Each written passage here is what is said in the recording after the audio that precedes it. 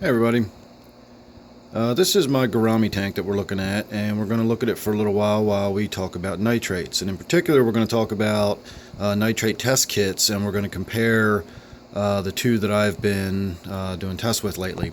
I got a Seachem, and I have always used the API, but I got the Seachem recently, and I got very different results from my Seachem test that I got from my API tests.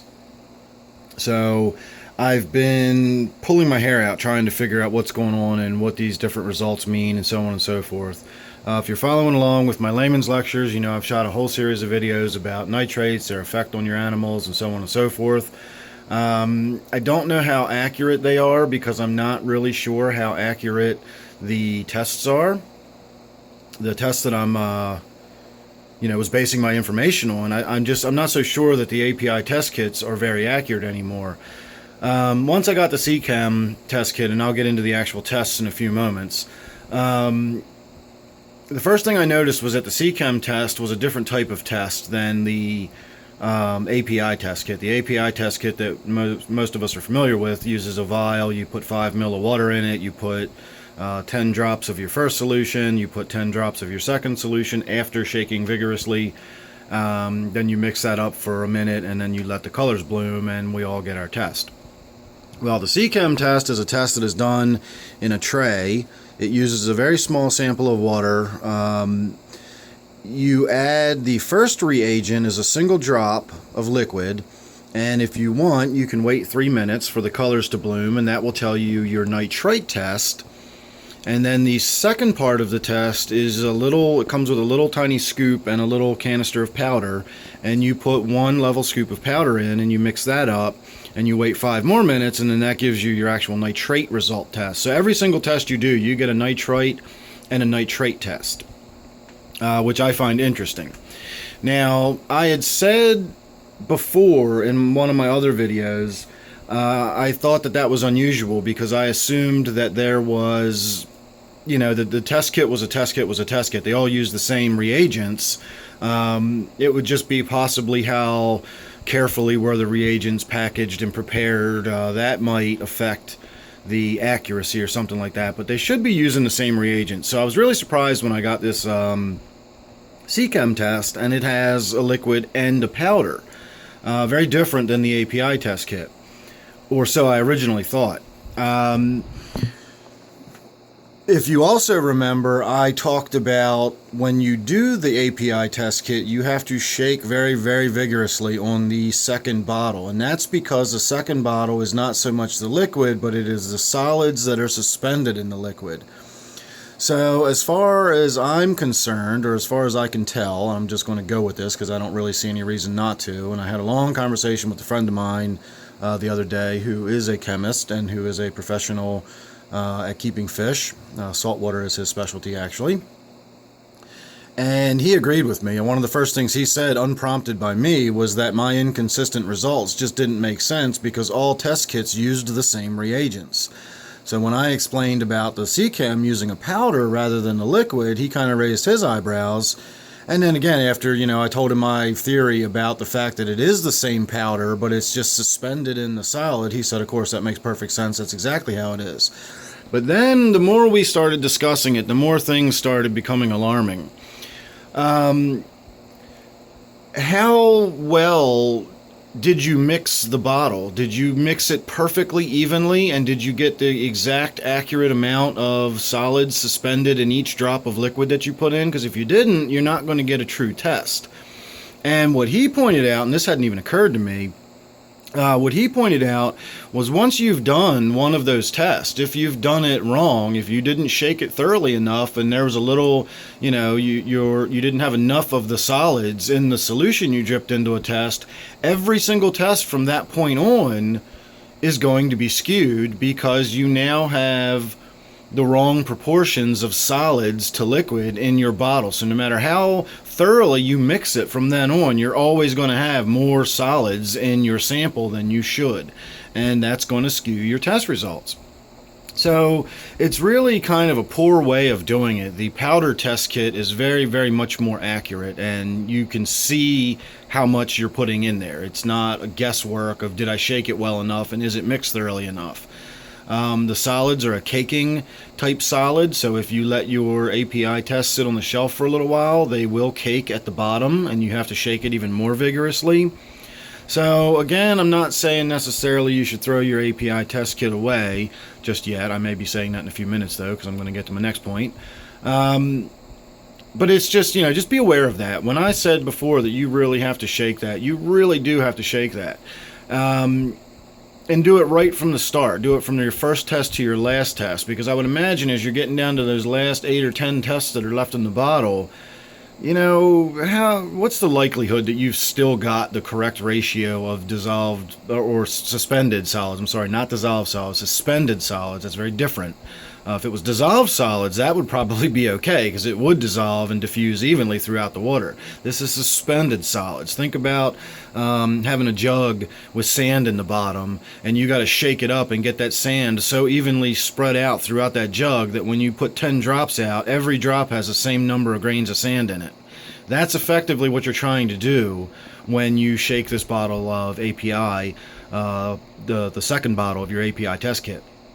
So the first time you get that wrong and don't get the right amount out, every test from there on is now no longer accurate. So that would be my first word of caution and my first reason to recommend getting the Seachem test kit. Now normally I do not give out brand names, let alone recommend any brand names or whatever, but this I think is important. This is something that if you're really going to be testing for nitrates and you care enough about your tank to go out and spend money on buying a test kit, you should get one that's easy to read, because that's the other thing that I've come to find out with the API test kits. I've done test after test after test, and when you hold an individual test up, and we're going to look at one in a minute here, you can't tell whether it's this much red or it's that much red. It could honestly be anywhere from 60 to 80 without batting an eyelash, and if you really didn't have a good eye for color, you might call it over 100. The shades of red are so close together and so subtle in their differences that you almost need electronic monitoring equipment to actually look at these color spectrum to tell which shade of red it really is. Very, very difficult to read. And that's one of the reasons I always scratched my head, and one of the reasons when you watch my old videos I was always giving you that sort of I'm guessing it's around 80, because you can't really tell. It always just sort of turns red. And one thing I did was I tested 5 different tanks, and I know that all 5 different tanks had different nitrate levels. I don't know what they were, but I know they were different just from various stocking densities, frequency of water changes, etc. And when I stacked all 5 bottles up next to each other, all 5 vials next to each other, I could see that they each did have their own separate shade of red. There was a difference. Now, if I took any individual bottle and held it up to the card, it was just red against the card, and I had no idea, with the exception of kind of understanding which tank it came from. I know that that's a heavily stocked tank. I know it's been a while since I've done a water change. When I compare it to these other 4 vials, it seems a little redder than those. So using all those clues together, I was able to come up with a little more accurate reading of what amount of red was showing on the test. So again, just very, very, very difficult to get an accurate reading, even if you haven't already messed up your accuracy by not getting the proper amount of dissolved solids in there. And lastly, on the API, every time I have done a test, and this is the one we're going to go look at here in a moment, every time I've done a test, my API test kits always come out showing far more nitrates than the Seachem does. And this, now, I don't have a control for the API other than testing RO water that has 0 nitrates in it, and that's not really a good control, because 0, I could be putting a placebo in there and it would still come out as an accurate reading of 0. So the Seachem test actually comes with a control solution, and I've tested it and it comes out right smack on what it's supposed to. And the problem is, I would love to use it to test my API test kit because it's a known quantity of nitrates. It should come out right at 10 parts per million. I'd love to see what the API test kit shows. However, The test for Seachem, as I said, uses a very small sample of water, and the test bottle, while that provides me a sample, a control sample that would give me several tests on the Seachem, it's not even enough of a sample to give me one test in the, or possibly it's exactly 5 mil or something like that. It would just, I'd use my whole entire batch of control just to try to get one control on the API test kit to find out how accurate it is. So what I've done was I did my control test on the Seachem. It came out accurate, so I'm basing my control on that. And I've tested water side by side with the Seachem versus the API, and every single time the API comes out much, much higher on the nitrates. And we're going to look at this tank in particular. You can see the water's fairly tannin stained. Here's my tank that I just did the water change on. Look how nice and crystal clear that is. And we get back to this very dark tea-stained water.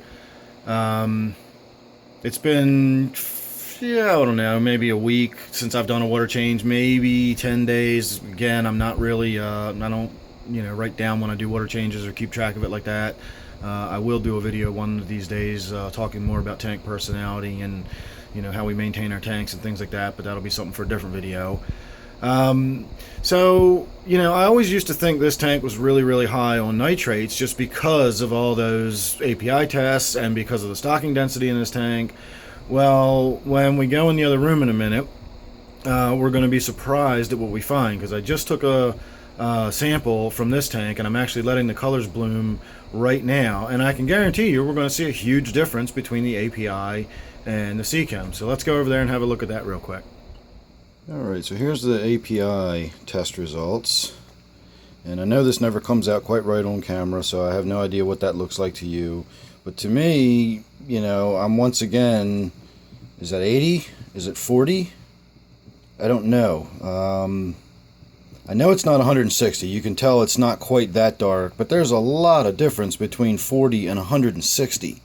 So I'm still stuck between, if I didn't have anything else to base this on, I would call that above 40. I would call that around 60, somewhere between 40 and 80.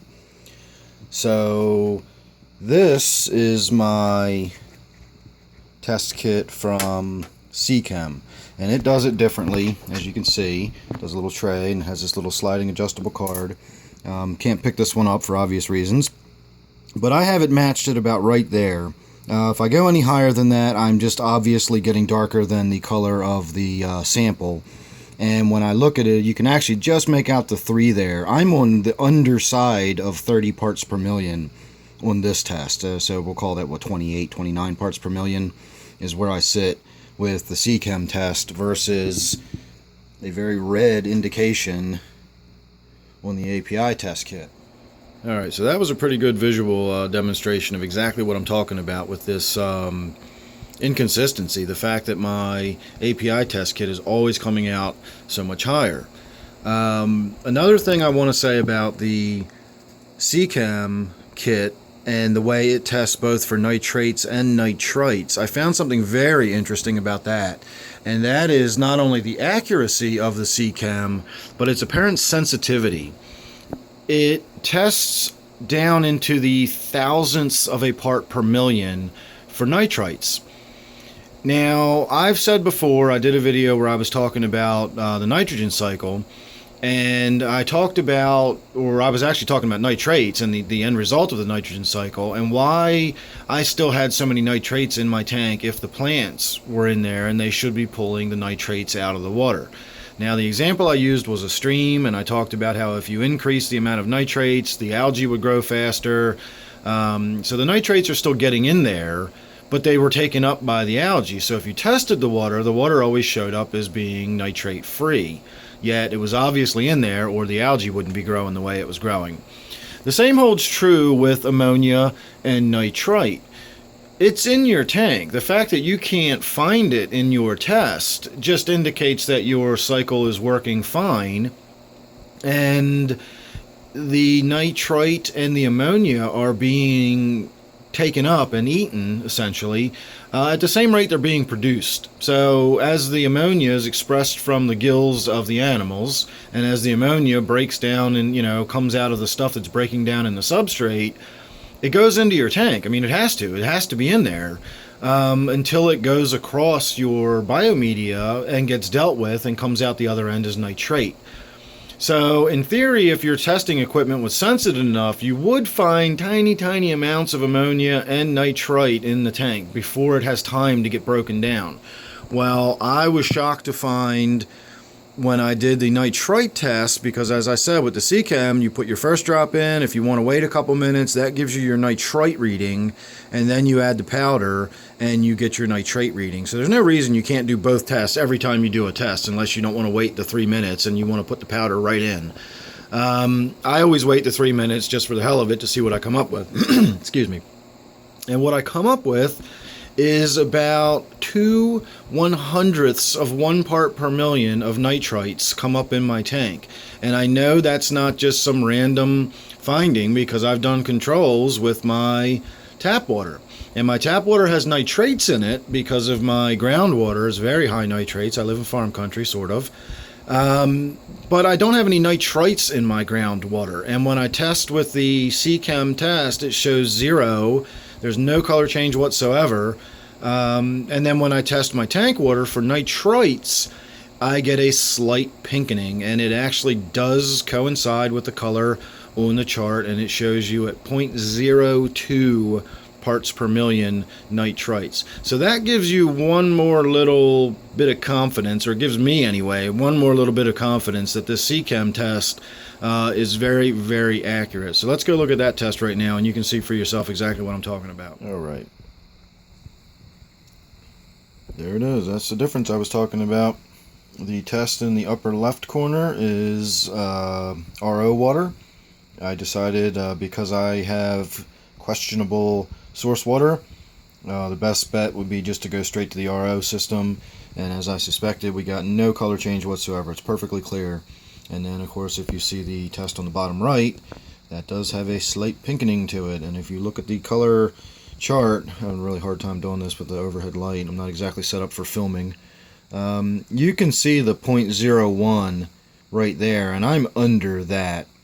At least to my eye, that looks slightly under that. So we're into the thousandths of a part per million. I'm not too concerned about that. In fact, that actually confirms exactly what I was saying, that you do have trace amounts of these compounds in your tank, because they're simply being produced in your tank. Your tank needs time to deal with them. So one final look at the tank, and then I will get started. Alright everybody, so that was pretty much my thoughts on the findings between the two different test kits. You can make what you want out of all that. In the meantime, while you're pondering that, I'm going to get started on this water change. So this will be your final look at the before, and if you sit tight for a moment, you'll get to see the after.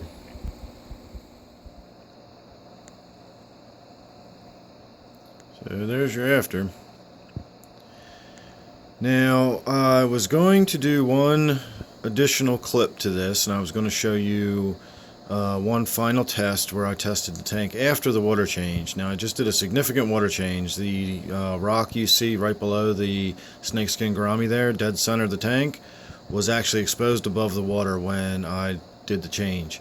Even the rocks that it was resting on were above the water. So a very, very significant water change. And when I went in to do one final nitrate test just to see what I got baffles me again. I did see a reduction in nitrates, but not a huge one. My API test kit still shows me in the red. It's very clearly on the very, very bottom end of the red, but it is still red. My Seachem test kit still has me squarely in the mid to upper 20s, and we started out near 30. So I really did not get a huge reduction in nitrates, or at least not that I can see. Now, I just don't know why that is. I really don't. I've done this before. I've done huge water changes, and regardless of whether I was using the API test kit or not, it should still show a difference within its own set of parameters. If it reads high across the board, then the starting number would have been equally as high based on the finishing number, and I never really got a significant drop in nitrates compared to the amount of water change I did.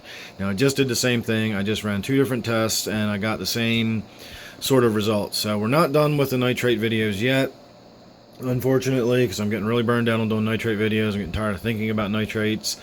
But the only thing I can come up with at this point is that I did not actually do a filter change this time. I simply did a big water change, wiped the glass down, and removed some water lotus in there, or water lily in there, and that's about it. So that canister does hold about 2.5 gallons of water. Again, I can't imagine 2.5 gallons of water being added back into that system being that significant to not really have an impact on the nitrate. So I don't really know what to make of this yet. Going to do more testing. And then the next time I do this, I will actually do the significant water change in addition to the filter change, and we will see if the before and after doesn't have a more significant impact. I don't know what to make of this. I'm just absolutely baffled by it. So stay tuned. If you're not already subscribed, go ahead, because there's plenty more videos coming, I'm sure, just about nitrates alone, plus all my other stuff. So thanks for watching this one. I hope that was helpful to somebody. Hope you enjoyed, and I'll see you real soon.